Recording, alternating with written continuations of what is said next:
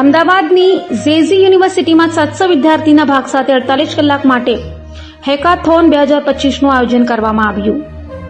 સર્જનાત્મકતા, કોડિંગ અને સમસ્યા નિવારણની આ 48 કલાકની મેરેથોનમાં 700થી વધુ વિદ્યાર્થીઓએ ઉત્સાહપૂર્વક ભાગ લીધો. 2 દિવસ અને રાત્રિના આ અનોખા અનુભવ દરમિયાન વિદ્યાર્થીઓને 40 મુશ્કેલ પ્રશ્નો આપવામાં આવ્યા, જેમાંથી 10 પ્રશ્નો ફાઇનલ માટે પસંદ કરવામાં આવ્યા. દરેક પ્રશ્નમાં 3 વિજેતાઓ જાહેર કરવામાં આવ્યા, જેથી કુલ 30 વિજેતા ટીમોએ પોતાની અદ્ભુત નવીનતા અને કુશળતા રજૂ કરી. આ કાર્યક્રમના સમાપનના દિવસે ડોક્ટર C.A. અચ્યુતદાણી, ડિરેક્ટર જનરલ અને પ્રોવોસ્ટ જેજી યુનિવર્સિટી ઉપસ્થિત રહ્યા હતા. જેજી યુનિવર્સિટી ખાતેનું હેકાથોન 2025 સંસ્થાની પ્રતિબદ્ધતાને વધુ દ્રઢ બનાવી છે કે વિદ્યાર્થીઓને એવા અવસરો આપવામાં આવે જે તેમને ભવિષ્યના કારકિર્દી માટે તૈયાર કરે.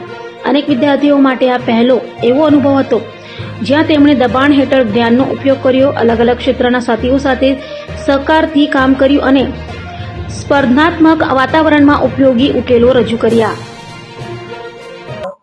2025 હેકેથોનનું આયોજન કરવામાં આવેલ હતું.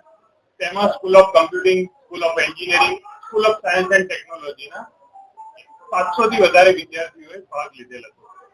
આજ રોજ તેમને હેકેથોનમાં રિયલ ટાઈમ પ્રોબ્લેમ જે ઇન્ડિયન ગવર્મેન્ટ એટલે કે સેન્ટ્રલ ગવર્મેન્ટ તથા ગુજરાત ગવર્મેન્ટના ડિપાર્ટમેન્ટ દ્વારા અલગ અલગ પ્રોબ્લેમને સોલ્વ કરવા માટે જે પણ પોર્ટલ બનાવવામાં આવેલું છે એ પોર્ટલના પ્રોબ્લેમ તેમને આપવામાં આવ્યા હતા.